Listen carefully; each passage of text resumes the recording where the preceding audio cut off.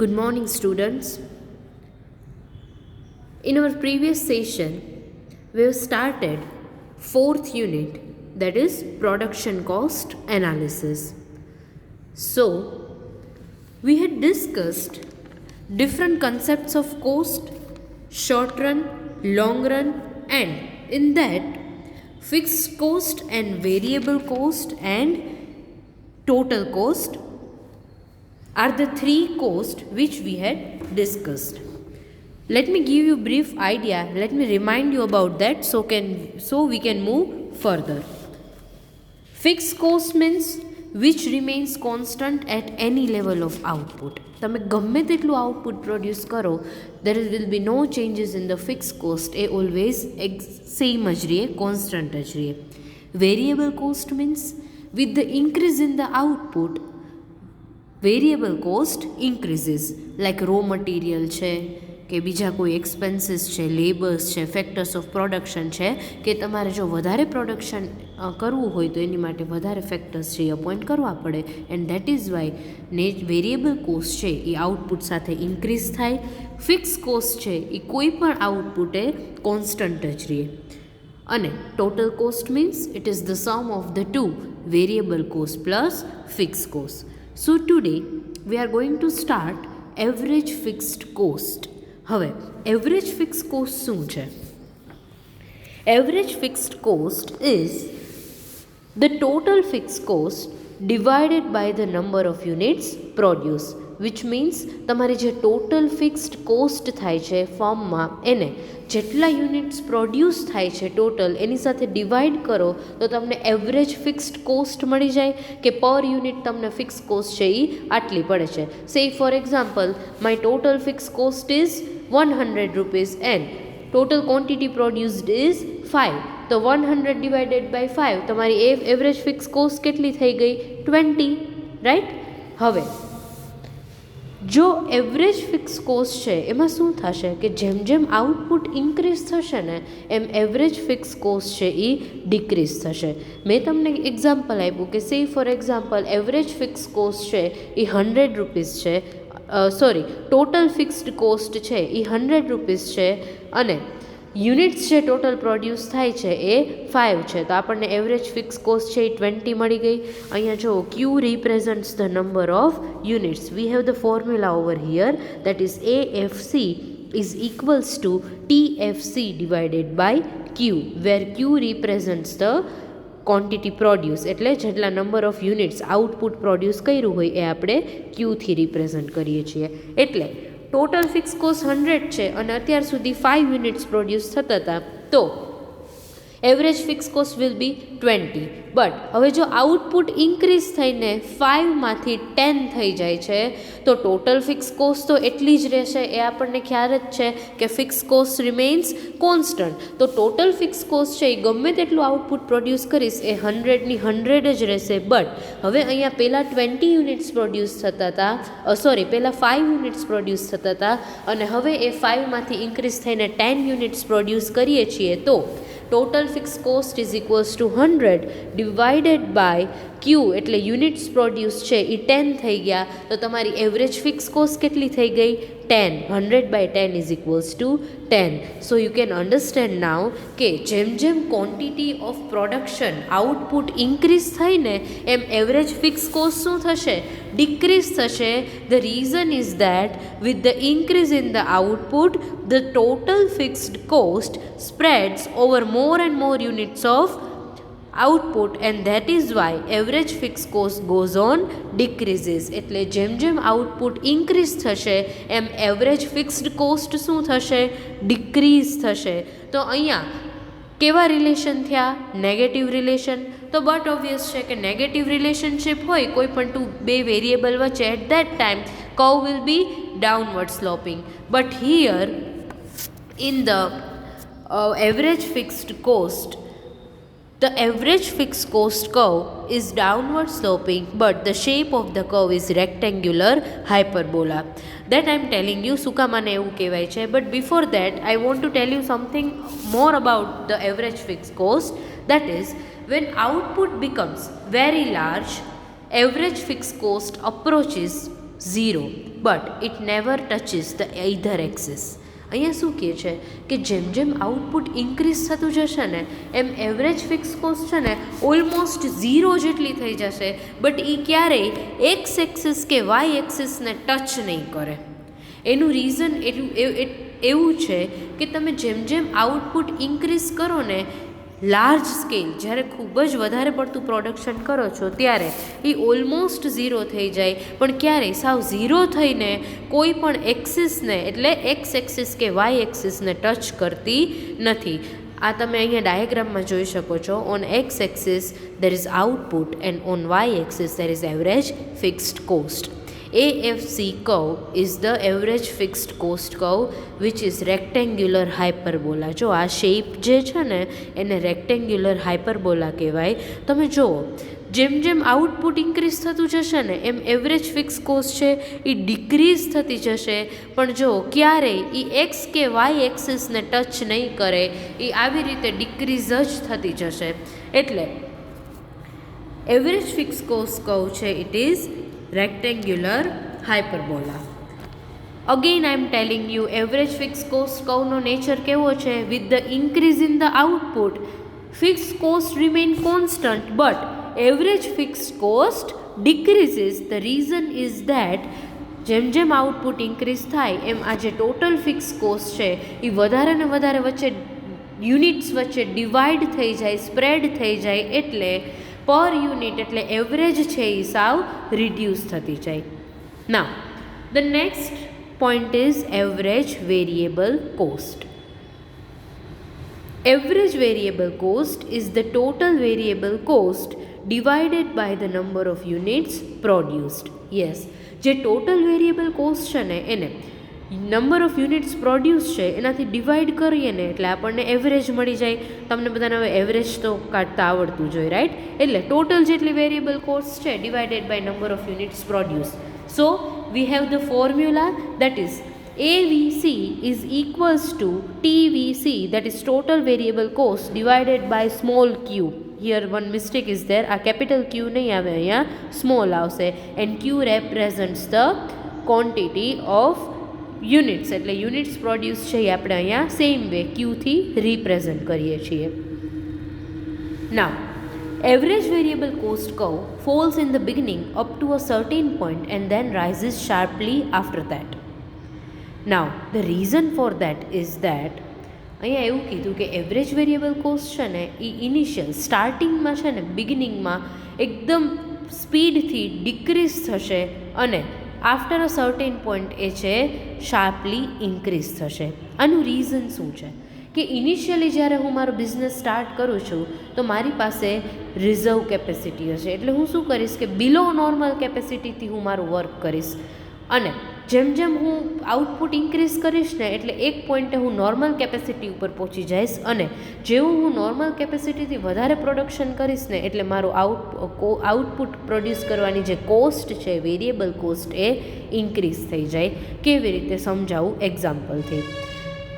મેં business start કર્યો છે અને મારી પાસે જે મશીનરી છે એ મશીનમાં હું 20,000 યુનિટ્સ છે, સે ફોર એક્ઝામ્પલ માસ્ક, કે હું 20,000 માસ્ક છે એ પ્રોડ્યુસ કરી શકું છું એક મશીનરીમાં, પણ મારો બિઝનેસ છે એ હજી નવો છે, તો હું શું કરીશ કે 20,000 પૂરેપૂરું પ્રોડક્શન નહીં કરું, 10,000 યુનિટ્સનું પ્રોડક્શન કરીશ.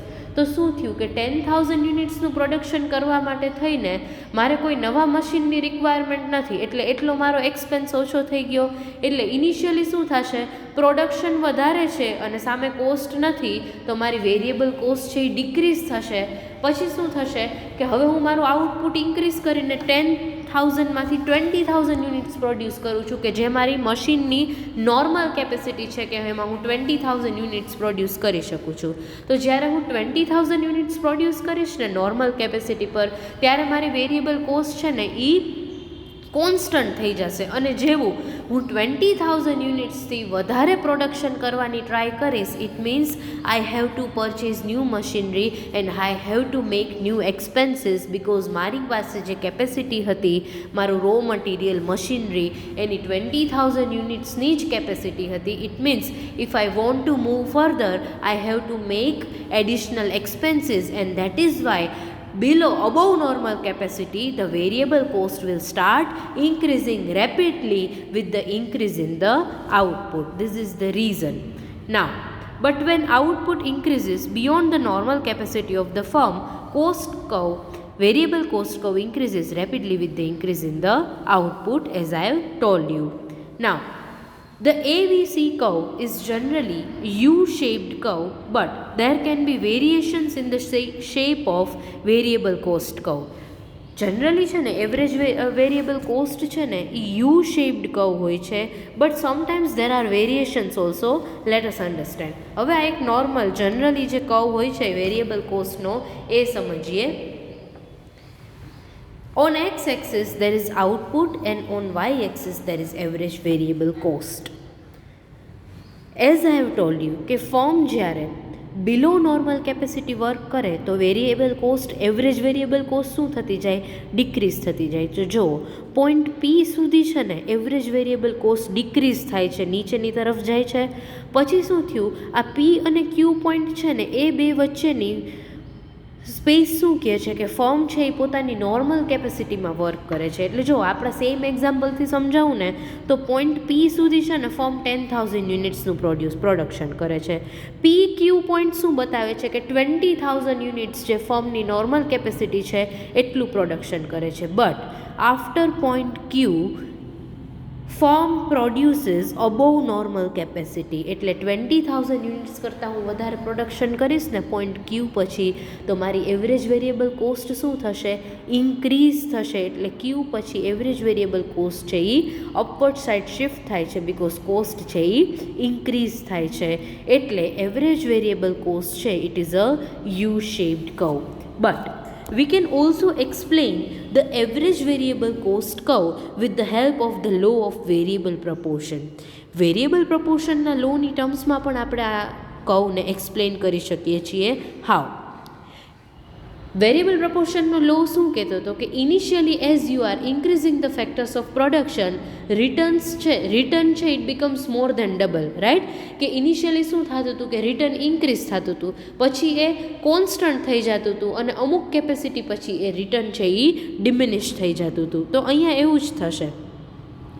Up to point P we can say that it is the stage of law of increasing returns. Point P સુધી ઇન્ક્રીઝિંગ રિટર્નનું સ્ટેજ છે, બિકોઝ કોસ્ટ ઓછી છે અને રિટર્ન વધારે છે, because firm operates in below normal capacity.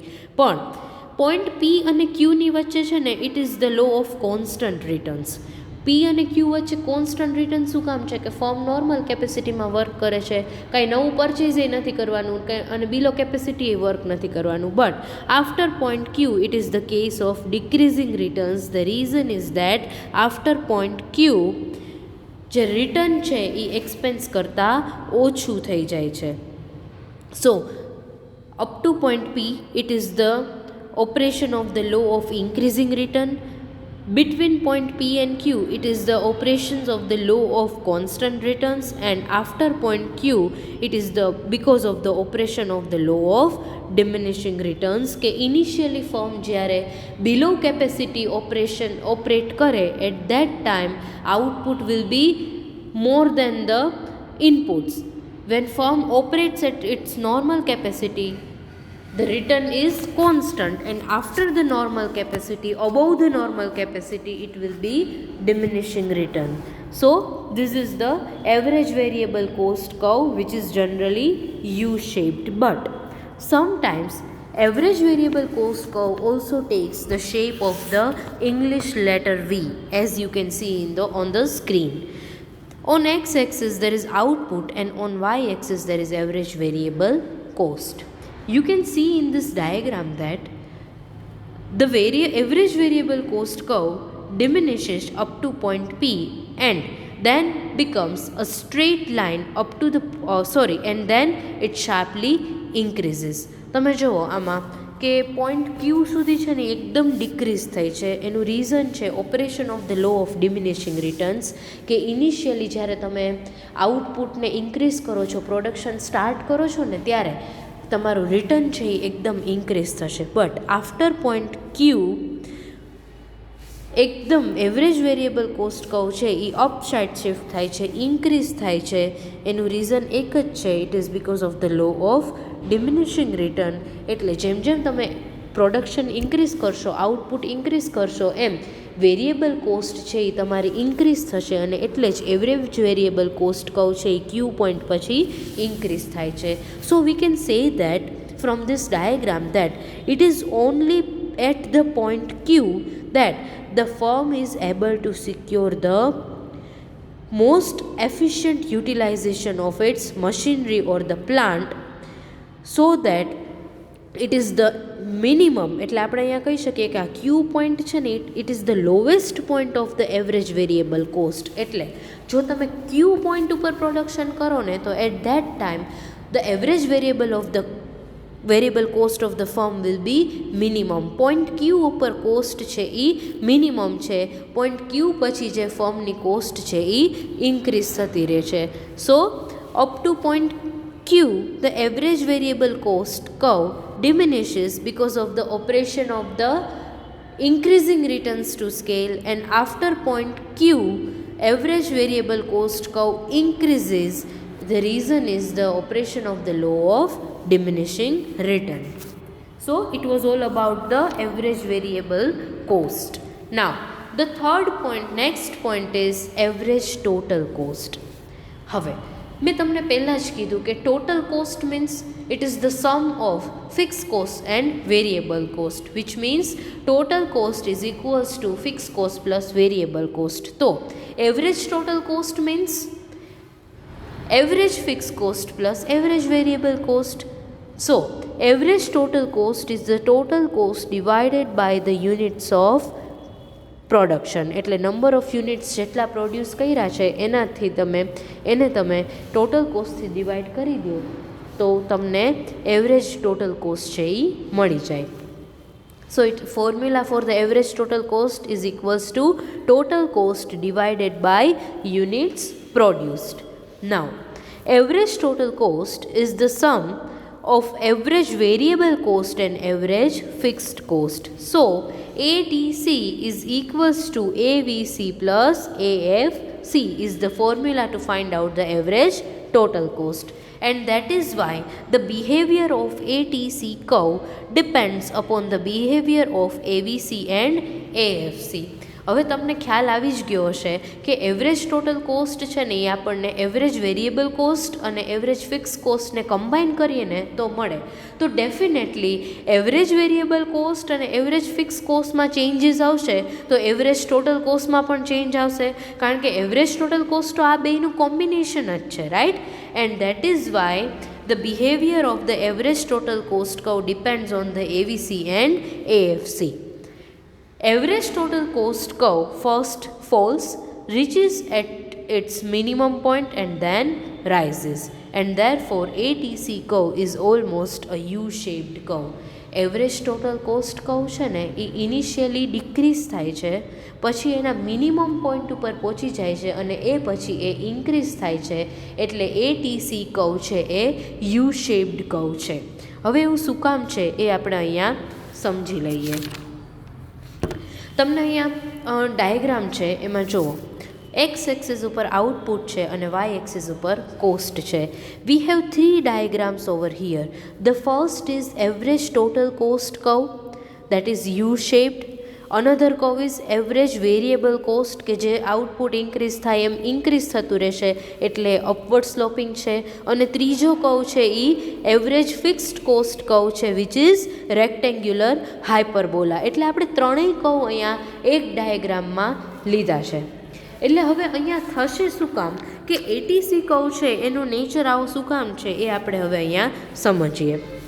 In the beginning both average variable cost and average fixed cost curves decreases, the ATC curve falls sharply. એટલે initially જો average variable cost અને average fix cost બે decrease થાય તો average total cost decrease થાય જ, because એ તો બેનો કોમ્બિનેશન જ છે. એટલે જ્યારે એવીસી અને એએફસી ઇનિશિયલી જ્યારે બે ડિક્રીઝ થશે ને તો એટીસી કર્વ પણ શું થશે, ડિમિનિશ થશે, એટલે નીચેની સાઈડ આવે છે, ફોલ થાય છે. નાવ હવે શું થશે કે જ્યારે AVC curve rises but AFC curve falls. હવે જેમ જેમ આઉટપુટ ઇન્ક્રીઝ થાય એમ એવરેજ વેરિયેબલ કોસ્ટ તો ઇન્ક્રીઝ થાય, પણ એટ ધ સેમ ટાઈમ તમને ખ્યાલ જ છે કે આઉટપુટ ઇન્ક્રીઝ થશે તો એવરેજ ફિક્સ કોસ્ટ શું થશે? ડિક્રીઝ થશે. એટલે અહીંયા શું થયું કે આઉટપુટ ઇન્ક્રીઝ થવાની સાથે એવરેજ વેરિયેબલ કોસ્ટ ઇન્ક્રીઝ થાય છે અને એવરેજ ફિક્સ કોસ્ટ છે એ ડિક્રીઝ થશે. And that is Y during this stage fall in the AFC curve is more than the rise in the AVC curve. એટલે આ stage ઉપર શું થશે કે જેટલા પ્રપોર્શનથી એવરેજ વેરિયેબલ કોસ્ટ ઇન્ક્રીઝ થાય છે ને એના કરતાં વધારે પ્રપોર્શનથી એવરેજ ફિક્સ્ડ કોસ્ટ છે એ ડિક્રીઝ થાય છે. એનું રીઝન છે કે આઉટપુટ ઇન્ક્રીઝ થશે તો ફિક્સ કોસ્ટ છે એ વધારે ને વધારે યુનિટ્સ વચ્ચે ડિસ્ટ્રીબ્યુટ થશે અને એવરેજ ફિક્સ કોસ્ટ છે એ ઝડપથી રિડ્યુસ થશે અને એની સાથે જ એવરેજ વેરિયેબલ કોસ્ટ છે એ ઇન્ક્રીઝ થશે. તો અહીંયા જે એટીસી કર્વ છે એ એના મિનિમમ પોઈન્ટ ઉપર પહોંચી જાય છે. એનું રીઝન શું છે કે જેમ જેમ આઉટપુટ ઇન્ક્રીઝ થશે ને એમ એવરેજ વેરિયેબલ કોસ્ટ છે એ ઓછા પ્રપોર્શનથી ઇન્ક્રીઝ થશે અને એના કરતાં વધારે પ્રપોર્શનથી એવરેજ ફિક્સ કોસ્ટ છે એ ડિક્રીઝ થશે. But with the increase in the output, હવે જ્યારે ફર્ધર આઉટપુટ ઇન્ક્રીઝ થશે ને તો એનું રિઝલ્ટ શું આવશે કે એવરેજ વેરિયેબલ કોસ્ટ છે ને એ એવરેજ ફિક્સ કોસ્ટ કરતાં વધારે પ્રપોર્શનથી ઇન્ક્રીઝ થશે. ઇટ મીન્સ જેટલા પ્રપોર્શનથી એવરેજ ફિક્સ કોસ્ટ ડિક્રીઝ થાય છે એના કરતાં વધારે પ્રપોર્શનથી એવરેજ વેરિયેબલ કોસ્ટ ઇન્ક્રીઝ થશે બિકોઝ આઉટપુટ છે એ હજી ઇન્ક્રીઝ થઈ ગયું. એક તો પોઈન્ટ તમને ખ્યાલ જ છે કે આઉટપુટ જેમ જેમ ઇન્ક્રીઝ થતું જશે ને એમ એવરેજ ફિક્સ કોસ્ટ તો ડિક્રીઝ જ થવાની છે. પણ હા, હવે શું થયું કે એવરેજ વેરિયેબલ કોસ્ટ વધારે ઇન્ક્રીઝ થઈ ગઈ અને એવરેજ ફિક્સ કોસ્ટ છે એ ઓછા પ્રપોર્શનથી ડિક્રીઝ થાય છે એટલે એવરેજ ટોટલ કોસ્ટ કર્વ છે એ ઇન્ક્રીઝ થશે. This is the reason for the you shape of the average total cost curve. So I hope now you are clear with the ATC curve. So ATC curve is a U-shaped curve. Initially in the beginning it will reduces because in the initial stage both AVC and AFC decreases, but after that it reaches to the minimum point and then it starts rises, it starts increases moving upward side. The reason is only that કે average variable cost છે એ વધારે પ્રપોર્શનથી increase થાય છે with the increase in the output. So I hope now you are clear with all these 3 points. The first is average fixed cost, the second is average variable cost and the third is average total cost. Average fixed cost છે એ જેમ જેમ output increase થશે એમ શું થશે? Decrease થતી જશે. Average variable cost છે એ આઉટપુટ ઇન્ક્રીઝ થાય એમ ઇન્ક્રીઝ થતી જાય અને એવરેજ ટોટલ કોસ્ટ કર્વ છે it depends on the behavior of the AFC and AVC curve and that is why it is the U-shaped curve. So I think now you are clear with all these 3 terms. એટલે total આપણે અહીંયા 6 cost ભણ્યા: fix cost, variable cost, total cost, average fix cost, average variable cost and average total cost. Now our next point is importance of the distinction between fixed cost and variable cost. હવે આપણે એ સમજવાનું છે કે ખરેખર fix cost અને variable cost વચ્ચે difference શું છે અને એનું ઇમ્પોર્ટન્સ શું છે. So let us start with this point. The distinction between fixed cost and variable cost is very important in the theory of value. Fix cost અને variable કોસ્ટનો ડિફરન્સ છે ને એ ઇમ્પોર્ટન્ટ છે. In the long run, price must cover both the fixed cost and variable cost, otherwise the firm would move out of the production. If we talk about the long period of time, price of the commodity should cover both fixed cost as well as the variable cost. એટલે long રનમાં firm production કરતી હોય ને તો કોમોડિટીની જે price હોય ને એમાં fix cost પણ કવર થઈ જવી જોઈએ અને વેરિયેબલ કોસ્ટ પણ કવર થઈ જવી જોઈએ, અધરવાઇઝ ફર્મને લોસ થઈ જાય અને and the firm has to stop the production. એટલે ફર્મ છે એ હંમેશા એવી જ ટ્રાય કરશે કે એની પ્રાઇસ છે એમાં બે કોસ્ટ કવર થઈ જાય. But even in the short period of time, even in the short run, the firm will try to cover both the cost, fixed cost as well as the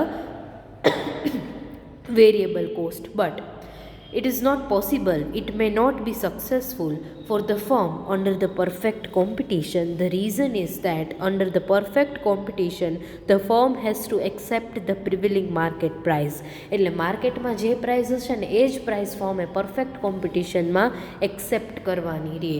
perfect competition શું છે કે જ્યારે van there are large number of buyers and large number of sellers are there in the market, અને commodity છે ને product છે એ homogeneous હોય, similar હોય, આઇડેન્ટિકલ હોય. ઇટ મીન્સ જેટલું પણ પ્રોડક્શન થાય છે ને એક જ સરખી કોમોડિટીનું પ્રોડક્શન થાય છે. એટલે બધી ફર્મ છે, એટલે જેટલું પણ પ્રોડક્શન છે ને, જેટલી પણ ફર્મ માર્કેટમાં, સે ફોર એક્ઝામ્પલ 5 ફર્મ છે જે કોઈ પર્ટિક્યુલર કોમોડિટીનું પ્રોડક્શન કરે છે, તો એની quantity, shape, colour, design, price, quality એમાં કોઈ ચેન્જ આવે નહીં. એને આપણે હોમોજીનિયસ કે આઇડેન્ટિકલ પ્રોડક્ટ કહીએ. એટલે જ્યારે પરફેક્ટ કોમ્પિટિશન હોય ને ત્યારે ફર્મ પોતાની પ્રાઇસ ડિસાઇડ ન કરી શકે.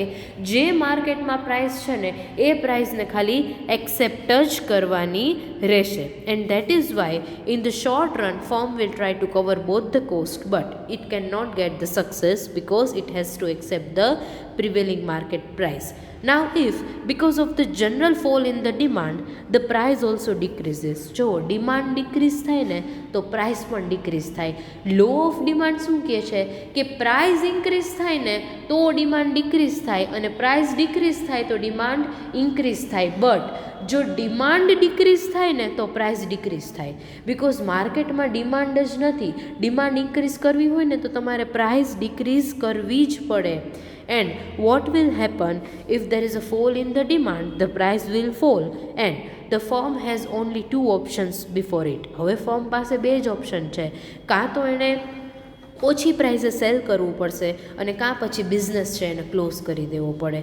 બટ જો એકવાર ફર્મ બિઝનેસને ક્લોઝ કરી દે ને, after that it is very difficult to restart the business. જો એકવાર કોઈ પણ બિઝનેસ બંધ થઈ જાય ને તો પછી એને સ્ટાર્ટ કરવો છે ને બહુ ડિફિકલ્ટ થઈ જાય. Rather than that the better option is that for the firm that it should sell at the lower price. એટલે ફર્મ શું કરશે કે શોર્ટ રનમાં પરફેક્ટ કોમ્પિટિશનમાં ફર્મ છે એ સાવ બિઝનેસ ક્લોઝ નહીં કરે, but instead of that it will sell the product at a price which is less than the average cost but greater than the average variable cost. એટલે firm એવી પ્રાઇસે cell કરશે કે જે એવરેજ ટોટલ કોસ્ટ કરતાં ઓછી છે but average variable cost કરતાં વધારે છે. બિકોઝ જો પ્રાઇસ એવરેજ વેરિયેબલ કોસ્ટ કરતાં વધારે હશે ને તો ટોટલ રેવન્યુ છે એ ટોટલ વેરિયેબલ કોસ્ટ કરતાં વધારે હશે. એટલે વેરિયેબલ કોસ્ટ શું કહે છે કે તમે જેટલું પ્રોડક્શન કરો છો ને એટલી જ કોસ્ટ થશે. એટલે હું સે ફોર એક્ઝામ્પલ જેટલા યુનિટ્સ, સે ફોર એક્ઝામ્પલ 500 યુનિટ્સ પ્રોડ્યુસ કર્યા તો એનું જેટલું રો મટીરિયલ છે, એક્સપેન્સીસ થાય છે ને એ બધી કોસ્ટ મારી પ્રાઇસમાં કવર થઈ ગઈ. એટલે શોર્ટ રનમાં જો ફર્મ આવી પ્રાઇસ ઉપર વર્ક કરશે ને તો એ પૂરેપૂરી વેરિયેબલ કોસ્ટને કવર કરી લેશે. તો એનો લોસ કેટલો હશે? It will be equals to its fixed cost. એટલે કદાચ ફિક્સ કોસ્ટ કવર ન કરી શકે પણ વેરિયેબલ કોસ્ટ તો પૂરેપૂરી કવર થઈ જ જાય. એટલે અહીંયા શું થશે કે ફર્મનું પ્રોડક્શન છે ને એ કન્ટિન્યુ રહેશે. એનું રીઝન એક જ છે કે પ્રાઇસ ફોલ છે ને એ ટેમ્પરરી ફિનોમિનન હોય. પ્રાઇસ ફોલ છે ને એ ક્યારેય કન્ટિન્યુ ન રહે. એનો એક પીરિયડ હોય કે આટલા ટાઈમ માટે પ્રાઇસ ડિક્રીઝ થઈ છે, એના પછી એની પ્રાઇસ છે એ ઇન્ક્રીઝ થવાની જ છે. સો આ એક ડિસ્ટિંક્શન હતો between fix cost and variable cost, કે શોર્ટ રનમાં ફર્મ છે એ એવી જ પ્રાઇસ ઉપર વર્ક કરશે કે જે વેરિયેબલ કોસ્ટને પૂરેપૂરી કવર કરી લે. Again distinction between fix cost અને વેરિયેબલ કોસ્ટ છે it is the matter of degree, right. હવે આ શું કહે છે કે it depends partly on the policy of the firm and partly on the period of time under consideration. એટલે fix cost અને વેરિયેબલ કોસ્ટનો ડિફરન્સ છે ને એ ફર્મની પોલિસી ઉપર ડિપેન્ડ કરે અને કાં પછી જેટલા ટાઈમ માટે તમે આ ડિફરન્સ કરો છો ને એની ઉપર ડિપેન્ડ કરે. એક તો તમને ખ્યાલ જ છે કે the difference between fixed cost and variable cost we can see only in the short run. In the long run, there is no difference between fixed cost and variable cost, because in the long run all the fixed cost becomes variable. You can make any changes you want. એટલે long run માં તો કોઈ પ્રશ્ન જ નથી. But it is the degree, matter of degree. Now say for example, ફર્મે labour hire કર્યા છે on the contract of 5 years. મેં મારી ફર્મ છે એમાં 5 યરના કોન્ટ્રાક્ટ્સ માટે 100 લેબર્સને હાયર કર્યા છે. નાવ હવે જો હું પ્રોડક્શન કરું કે ન કરું, લેબર પાસે વર્ક કરાવું કે ન કરું, but according to contract I have to pay them for the 5 years. તો આ લેબર છે ને એ જનરલી મારી વેરિયેબલ કોસ્ટ હોય કે જો મારે પ્રોડક્શન ઇન્ક્રીઝ કરવું હોય ને તો જ હું લેબરને હાયર કરીશ. બટ અહીંયા તો મેં એક કોન્ટ્રાક્ટ કરી દીધો તો એ ફિક્સ થઈ ગયું. તો લેબર છે જે વેરિયેબલ કોસ્ટ છે એ બિકોઝ ઓફ ધ કોન્ટ્રાક્ટ અહીંયા ફિક્સ કોસ્ટ થઈ ગઈ. So it depends on the policy of the firm કે તમે કેવી રીતે વર્ક કરો છો. ઘણીવાર જો લેબરને તમે કોન્ટ્રાક્ટ ઉપર હાયર કર્યા હોય તો પ્રોડક્શન કરો કે ન કરો તમારે એને પે કરવું જ પડે. So this is the reason and the difference between the fix cost and variable cost. So in our next session I will start with the marginal cost. I hope today you are clear with all these costs. આ જે main cost હતી એ સમજાઈ ગઈ. હવે આપણે marginal cost સમજશું in the next session. Thank you very much. See you all in the next session.